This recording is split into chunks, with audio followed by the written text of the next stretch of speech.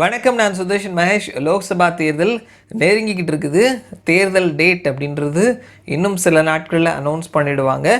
கட்சிகள் அவங்களுடைய ஓட்டத்தை வேகப்படுத்திட்டு இருக்கிறாங்க. ஸோ இந்த நேரத்தில் பட்ஜெட் கூட்டத்தொடரும் சமீபத்தில் நடந்துகிட்ருக்குது. இடைக்கால பட்ஜெட்டும் தாக்கல் செய்யப்பட்டிருந்தது. இந்த நேரத்தில் எதிர்கட்சிகள் எல்லாருமே சொல்லி வச்ச மாதிரி ஒரு விஷயத்தை செஞ்சிட்ருக்கிறாங்க.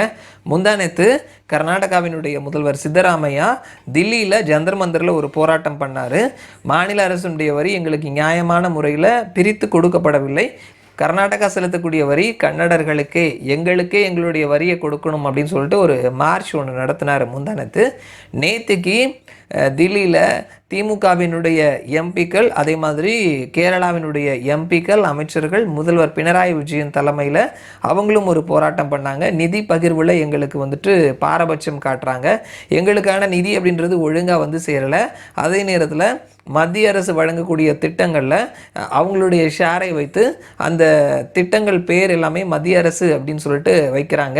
அப்படின்ற விஷயத்தையும் வைத்து போராட்டம் பண்ணாங்க. எங்களுக்கான பகிர்வு ஒழுங்காக சேரலை அப்படின்றத சொல்லியிருந்தாங்க. இந்த போராட்டத்தில் பங்கெடுத்துக்கிட்ட திமுகவினுடைய எம்பி டிஆர் பாலு பேசும் பொழுது வெள்ள நிவாரண அறிவிப்பு அப்படின்றது அனௌன்ஸ் பண்ணல, பட்ஜெட் கூட்டத்தொடர்லையும் அது பற்றின அனௌன்ஸ்மெண்ட் இல்லை. அதே மாதிரி எய்ம்ஸ் மதுரையில் ஒரு செங்கலோடு இருக்குது.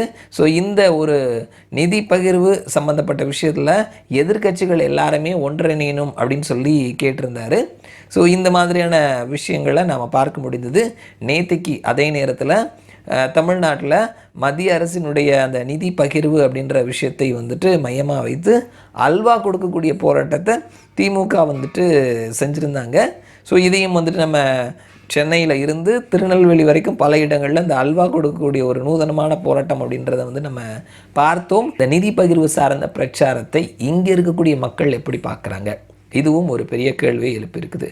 நேற்றுக்கு இது சம்பந்தமான ஒரு டிபேட்டை நியூஸ் 18 தமிழ்நாடு வச்சுருந்தாங்க. நிதி பகிர்வில் மத்திய அரசு பாரபட்சம் காட்டுறதா தென் மாநில தலைவர்கள் போராட்டத்தை முன்னெடுத்திருக்கிறாங்க. ஆதாரங்கள் அடிப்படையிலையா தேர்தல் அரசியலுக்காக 2 ஆப்ஷன் கொடுத்துருக்குறாங்க.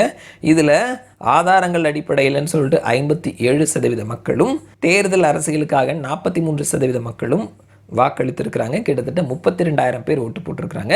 தமிழ்நாட்டில் 43% பேர் தேர்தல் அரசியலுக்காகன்னு சொல்லியிருக்கிறது. கண்டிப்பாக இது ஒரு பெரிய நம்பர் தான். நான் பல முறை சொல்லியிருந்த மாதிரி இந்த மாதிரியான ஒப்பீனியன் போல கருத்துக்கள் அதிகமாகவே இருக்குது. கிட்டத்தட்ட 40% மேலே மத்திய அரசாங்கம் அது சார்ந்த திட்டங்கள், அவங்க சைடில் இருக்கக்கூடிய நியாயங்களை இங்கே இருக்கக்கூடிய மக்கள் புரிஞ்சுக்கிறாங்கன்றதை நம்ம பார்க்க முடியுது.